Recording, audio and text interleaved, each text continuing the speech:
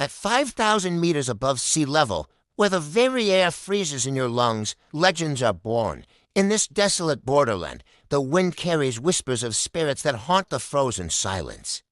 One man walks where others feared to tread, a guardian of the peaks, old and weather-beaten, Tenzin. A former soldier, has spent his life watching over the shadows of the Everest. He knows the mountain's moods better than his own heart, yet today the mountain feels different. They call him the ghosts of the mountain creatures of myth and deadly grace.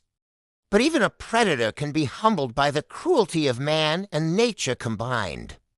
A queen of the heights, now fallen, her royal blood staining the pristine white snow. Today, we witness a story that defies the laws of the world, the meeting of two lonely souls. Inside the shadows of a narrow cave, a flicker of life struggles against the inevitable end. The work of poachers are cold, heartless iron trap that knows no mercy for the innocent.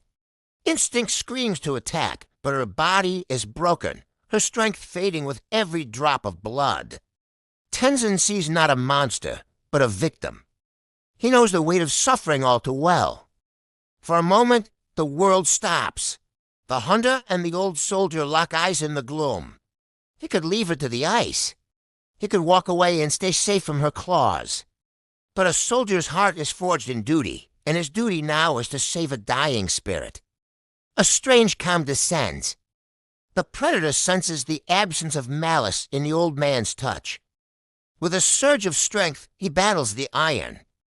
The trap groans, releasing its deadly grip. She is free from the metal, but the mountain winter is far more unforgiving. He chooses to carry the weight of the mountain on his shoulders, bringing her to his humble home. The blizzard howls outside, but inside this small sanctuary, a fire of hope begins to burn. He uses the ancient wisdom of the hills, preparing a poultice to heal the leopard's shattered limb. Pain is a universal language, and so is the gentle touch that seeks to soothe it. He names her Maya. To him, she is no longer a beast, but a companion in the void. He shares his meager rations, nourishing her broken body with the little he has to give. The wall of fear crumbles day by day. Trust is built in the quiet moments between heartbeats. Weeks turn into months. The harshest winter in a decade grips the Himalayas in an icy fist. Life is stubborn. Against all odds, the ghost of the mountain is returning to the world of the living. In the silence of the Everest, two different species find a common rhythm, a shared warmth. Mayasva regains its luster, her blue eyes turning from cloudy pain to sharp, clear intelligence. He talks to her of his youth, of wars long over, and of the peace he finally found here. Even the most solitary predator has a heart that can recognize a savior. But every winter must end, and every guest must eventually find their way home. The air is changing. The call of the high peaks is growing louder in Maya's blood. She is healed. Her muscles are taut, her spirit restored to its wild, noble throne. To love a wild thing is to know when to let it go. He cannot keep the mountain captive. She looks back at the man who gave her a second chance at life, a long, unblinking stare.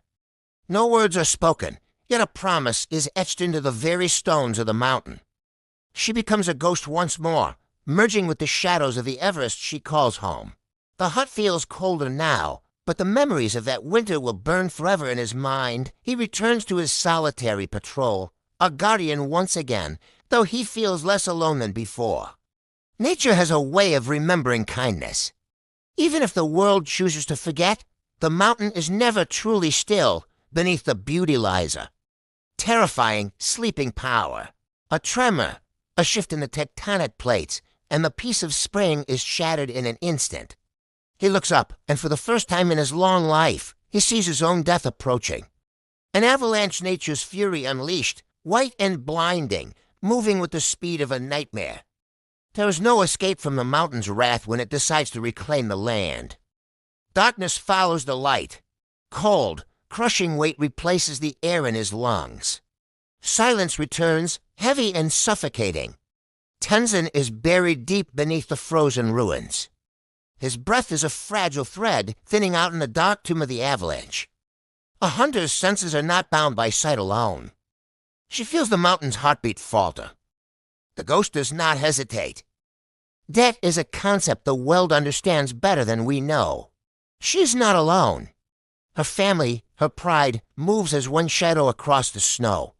She is coming for the man who saved her, defying the very mountain that tried to take him. At a desert of white, she finds the one scent that means everything to her. Every second counts. The life force of the old soldier is flickering like a candle in the wind. A strange sight predators working with the desperation of family to save a human. She reaches him just as the darkness threatens to become permanent for the old soldier. Wake up, old friend. The mountain is not allowed to take you today. They offer in their warmth, the same warmth you once provided in a small hut long ago. A dream or reality? He seizes Maya, a guardian angel with the coat of a beast. Help is coming, drawn by the unusual, persistent roars of the leopard pride. They expect a slaughter, but they find a miraculous scene that defies all human logic. Her job is done. She returns to the wild, leaving the man in the hands of his own. The bond is sealed in blood and snow, a testament to the instinct of the great beast. The scars remain, a map of a life lived at the edge of the world's highest peak. Kindness is never wasted. It is a seed that can survive even the deepest freeze. We think we are the masters of this world, yet we are but guests in a kingdom of spirits. In the eyes of a beast, we find a reflection of our own capacity for mercy. The legend of Tenzin and Maya lives on, teaching us that the heart knows no species. When we protect nature, we are ultimately protecting the very soul of ourselves. The mountain remembers. The leopard remembers. And now you will remember too. A story of survival, a story of an unbreakable bond across the divide of the wild. Thank you for joining us on this journey through the frozen heights of the human spirit. If this story touched your heart, please subscribe, and share your thoughts in the comments below.